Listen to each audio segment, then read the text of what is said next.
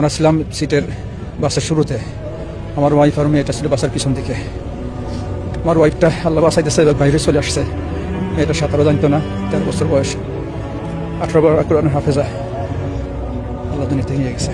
গাড়ি সহ গাড়ি সহ পানিতে পড়ে গেছে। আপনার মায়ের বাঁচাইতে পারি নাই, আপনার নাতিনের বাঁচাইতে পারি নাই, আপনার বোনের বাঁচাইতে পারি নাই।